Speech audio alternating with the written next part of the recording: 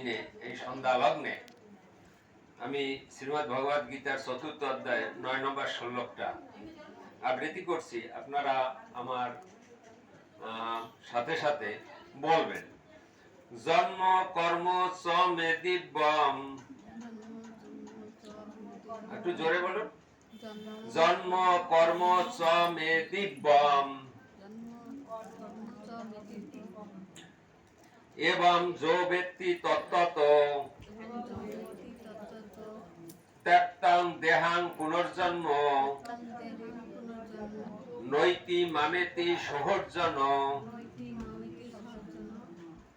বলুন, হে অর্জুন, যিনি আমার এই প্রকার দিব্য জন্ম ও কর্ম যথাযথভাবে জানেন, তাকে দেহ ত্যাগ করার পর পুনরায় জন্মগ্রহণ করতে হয় না। তিনি আমার নিত্যধাম প্রাপ্ত হন। তাহলে এখানে বলছে ভগবান শ্রীকৃষ্ণের জন্ম এবং কর্ম যথাযথভাবে যিনি জানেন, বলছে যথাযথভাবে যিনি জানেন, অর্থাৎ যথার্থভাবে। এই তত্ত্বত শব্দটা আমি প্রায় উচ্চারণ করে থাকি। এই তত্ত্বত শব্দের অর্থ যথার্থভাবে জানা। যেমন বলছে কিবা বিপ্র কিবা নেশি শূদ্র কেন নয়, যিনি কৃষ্ণ তত্ত্ববেত্তা সেই গুরু হয়।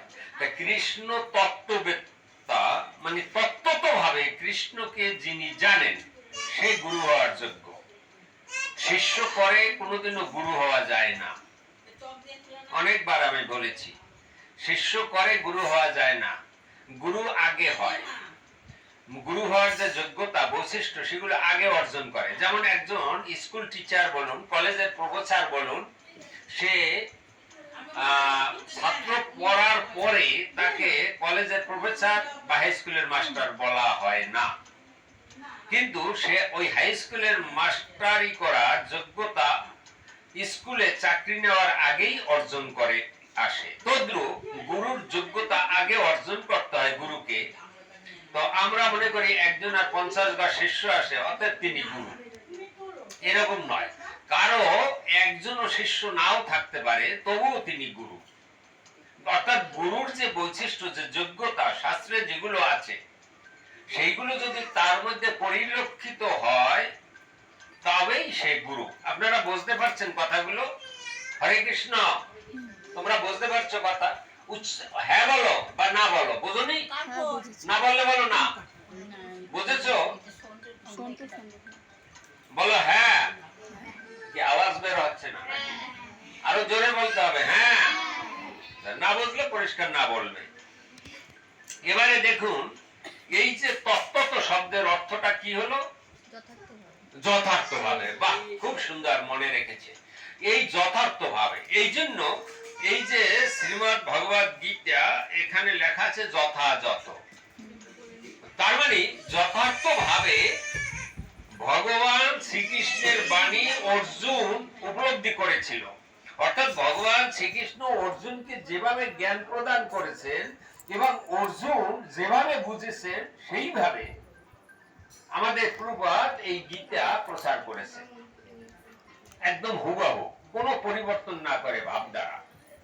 অর্থাৎ বক্তা ছিল ভগবান শ্রীকৃষ্ণ আর শ্রোতা ছিলেন অর্জুন।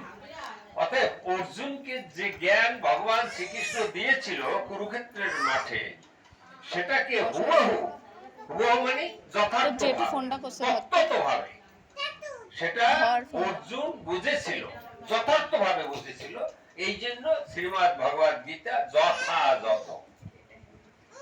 এখন ভগবান শ্রীকৃষ্ণের জন্ম এবং কর্ম এটাকে বলা আছে দিব্য, দিব্যম। জন্ম কর্ম সবে দিব্যম এবং যো ব্যক্তি তত্ত্বত। এখন ভগবান শ্রীকৃষ্ণের যে জন্মটা কর্মটা দিব্য। দিব্য মানে কি? গতকালকে আমি বলেছিলাম আপনাদের ওই ক্লাসে। দিব্য মানে কি? দিব্য মানে চিন্ময় জ্ঞান। দিব্য মানে যে জ্ঞান গ্রহণ করলে আমরা জন্ম মৃত্যুর চক্র থেকে বেরিয়ে আসতে পারবো। অর্থাৎ আমাদের জন্ম আর মৃত্যু হবে না, সেটাকে বলে দিব্যজ্ঞান। দিব্যজ্ঞান কখন হয়?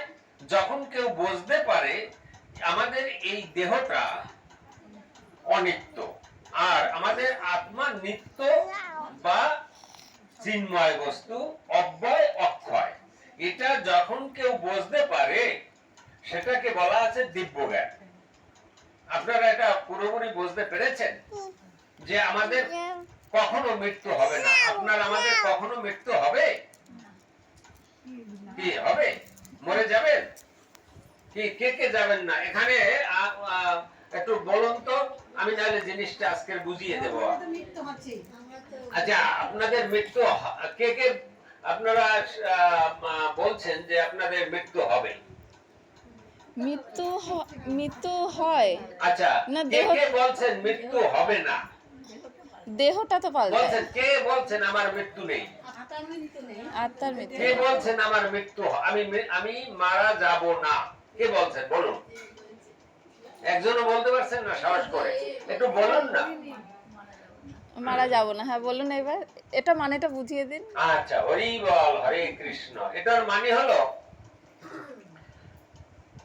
আচ্ছা দেখুন, আমি যে পোশাকটা পরে আছি, জামাটা, এই জামাটা আমার দেহের বাহ্যিক সৌন্দর্যের জন্য আবরণ না, শুধু সৌন্দর্য না। হ্যাঁ, আবরণ। না, তো বড় হলে তো পড়তে হবে না, ল্যাংটা হয়ে হাঁটবো।